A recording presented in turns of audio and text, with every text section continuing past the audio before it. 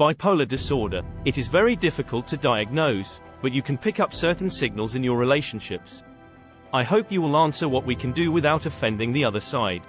Bipolar disorder, with its classical definition, is a serious condition with depressive and manic, extreme behaviors, or hypomanic episodes, which is completely normal between the episodes or is thought to be accompanied by minimal symptom levels, and is known to cause high mortality, morbidity, disease, and loss of function in almost all areas. Is a mental disorder.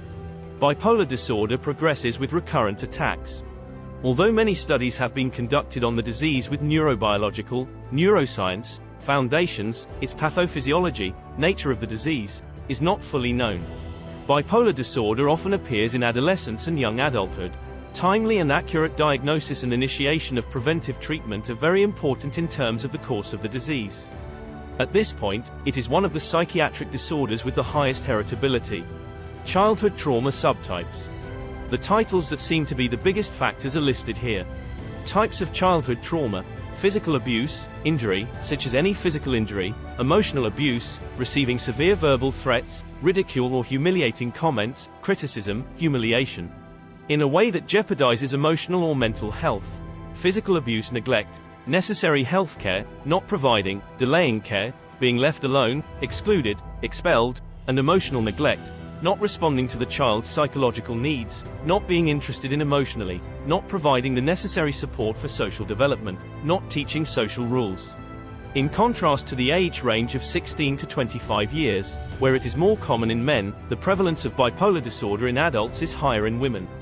In another statistic, the rate of being married is higher in bipolar women than in men. Troublemaker. Alcohol, eating and sleeping disorders, sexuality. Although alcohol and substance use disorder is more common in male bipolar cases, women have a higher risk of developing this disorder than men. Changes in the quantity and quality of sleep are frequently observed in both manic and depressive episodes in bipolar patients. In DSM-V, the basic diagnostic criteria are insomnia or excessive sleepiness almost every day, for major depression attacks, and reduced need for sleep, for mania or hypomania attacks. During manic and hypomanic episodes of bipolar disorder, increased libido, random sexual encounters, frequent partner changes and hypersexuality can be observed. In a depressive episode, lack of interest and sexual desire are accompanied by anhedonia, lack of pleasure. Substance use disorders are common in patients with bipolar disorder, which increases the risk of HIV-like infections. According to a study conducted in 2012, bipolar patients with HIV infection are more likely to engage in risky behaviors that will cause the virus to be transmitted. Approximately 1/3 of these patients have unprotected sexual intercourse. On the other hand, in the findings of sexual intercourse, they are sensitive in deciding on sexuality due to impulsivity and suggestibility. Considering these situations, for example, after alcohol consumption, excessive joy, or on the contrary, depressive mood manifests itself. The bipolar person enjoys both situations, because it is the best opportunity to either laugh a lot or cry a lot, that is, to live your emotions at the top note. If eating disorders are examined, the person tends to have feelings of aggression during hunger, high happiness during satiety, and feelings of regret after satiety ends. While they experience the feeling of depression and regret caused by sleeping too much in problems related to sleep problems, they tend to associate less sleep with actions that need to be done: cultivated, eating, cleaning, homework, entertainment, business life, even sexuality.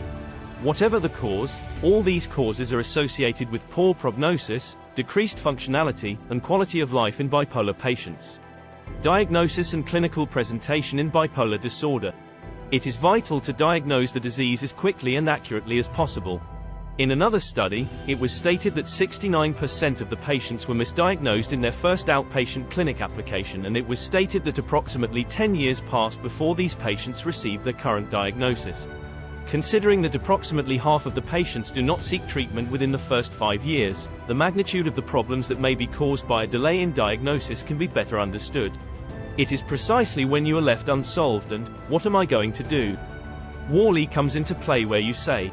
In summary, he says, "I have experienced this work in a clinical setting. If you are confident, you can try it at home too." Key findings: emotional catharsis, purification, discharge, and support. It is the constant expression of feelings by the patient and his relatives. Developing a support network, meeting and listening to other like-minded people and finding solutions to problems by feeling that they are not alone.